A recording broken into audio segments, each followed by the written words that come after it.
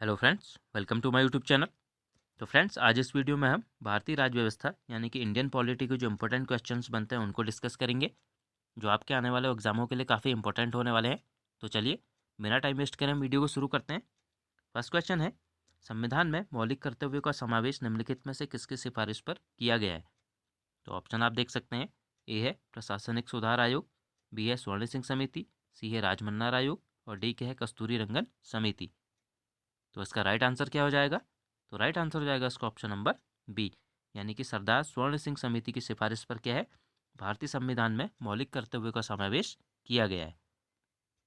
और किस संविधान संशोधन के तहत इनका समावेश किया गया है भारतीय संविधान में? तो ये भी याद रखिएगा, 42वें संविधान संशोधन के द्वारा 1976 में नए संविधान में जोड़ा गया है। और जो मौलिक कर्तव्य है, इनका जो उल्लेख है भारतीय संविधान के किस भाग में है? तो याद रखिएगा, भाग 4 कौ में।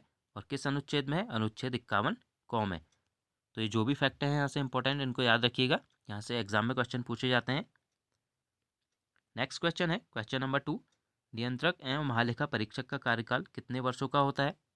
तो ऑप्शन आप देख सकते हैं। ए है 6 वर्ष, बी है 5 वर्ष, सी है 4 वर्ष, डी के है 3 वर्ष। तो इसका राइट आंसर क्या हो जाएगा? तो राइट आंसर हो जाएगा इसका ऑप्शन नंबर ए, यानी कि नियंत्रण एवं महालेखा परीक्षक का कार्यकाल कितने 6 वर्षों का इनका कार्यकाल होता है। और यहाँ से याद रखिएगा कि 6 वर्ष या 65 वर्ष की आयु, जो भी इसमें से पहले हो वो इनका कार्यकाल होता है। और जो नियंत्रण एवं महालेखा परीक्षक है, इसके पद की व्यवस्था भारतीय संविधान के किस अनुच्छेद में की गई है? तो अनुच्छेद 148 में। तो याद रखिएगा, आर्टिकल 148, ये काफ़ी एग्जाम में पूछा जाता है। नेक्स्ट क्वेश्चन देखते हैं अब हम, क्वेश्चन नंबर 3, राष्ट्रीय अनुसूचित जाति आयोग का गठन संविधान के किस अनुच्छेद के तहत किया जाता है? तो ऑप्शन आप देख सकते हैं। ए है अनुच्छेद 338 को, बी है अनुच्छेद 238, सी है अनुच्छेद 338 और डी है अनुच्छेद 238 को। तो इसका राइट आंसर क्या हो जाएगा?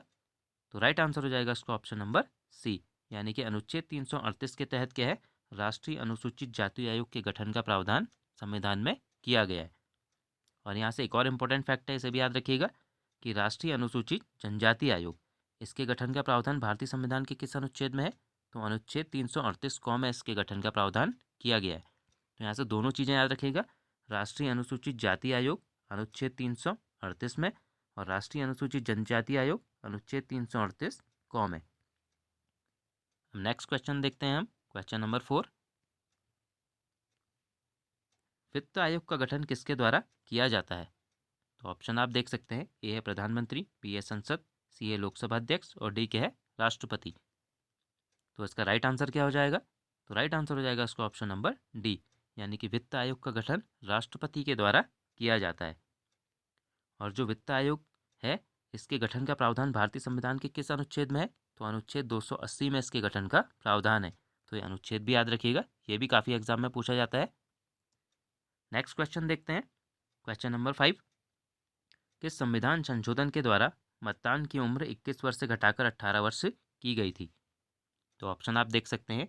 ए है 69वें संविधान संशोधन द्वारा, बी है 73वें संविधान संशोधन द्वारा, सी है 61वें संविधान संशोधन द्वारा और डी है 65वें संविधान संशोधन द्वारा। तो इसका राइट आंसर क्या हो जाएगा? तो राइट आंसर हो जाएगा इसका ऑप्शन नंबर सी, यानी कि 61वें संविधान संशोधन के द्वारा क्या है, मतदान की उम्र 21 वर्ष से घटाकर 18 वर्ष की गई थी। हम नेक्स्ट क्वेश्चन देखते हैं हम, क्वेश्चन नंबर 6, भारतीय संविधान के किस अनुच्छेद में लोकसभा और विधानसभाओं के लिए वयस्क मतदान का प्रावधान है? तो ऑप्शन आप देख सकते हैं। ए है अनुच्छेद 325, बी है अनुच्छेद 326, सी है अनुच्छेद 333 और डी है अनुच्छेद 330। तो इसका राइट आंसर क्या हो जाएगा? तो राइट आंसर हो जाएगा इसका ऑप्शन नंबर बी, यानी कि अनुच्छेद 326 में जो लोकसभा और विधानसभाओं के लिए क्या है, वयस्क मतदान का प्रावधान किया गया है। और एक और आर्टिकल आपको यहाँ याद रखना है कि अनुच्छेद 325, इसमें क्या कहा गया है?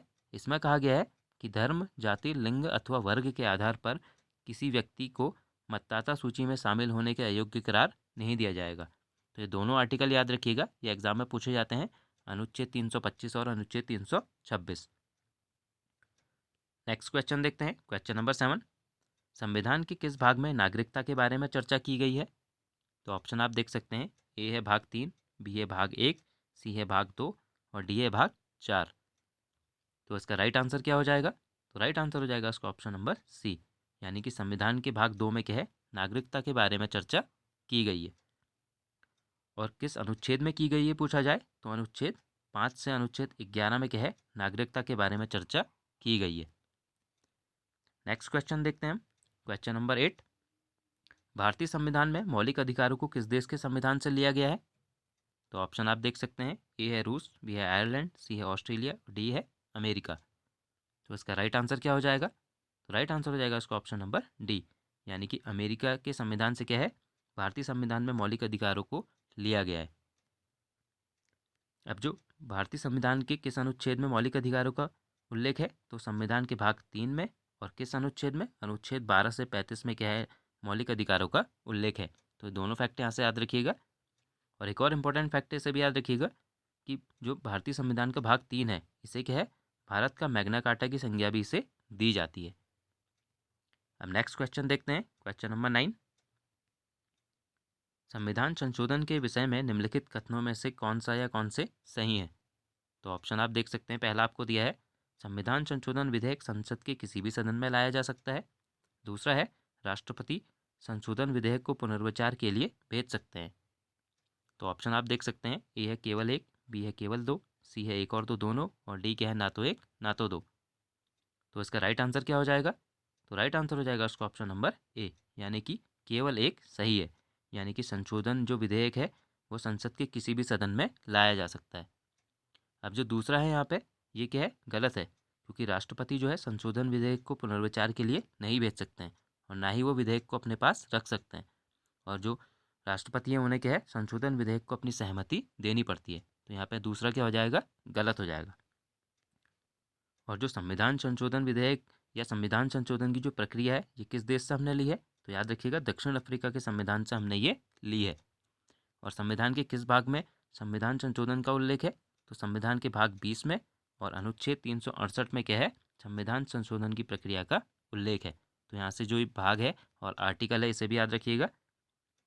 नेक्स्ट क्वेश्चन देखते हैं, क्वेश्चन नंबर 10, भारतीय संविधान के किस अनुच्छेद में केंद्र और राज्यों के बीच विधायी संबंधों की चर्चा की गई है? तो यहाँ पे विधायी संबंधों के बारे में पूछा गया है। तो ऑप्शन आप देख सकते हैं, ए है अनुच्छेद 245 से 255, बी है अनुच्छेद 256 से 263, सी है अनुच्छेद 268 से 293 और डी है अनुच्छेद 301 से 307।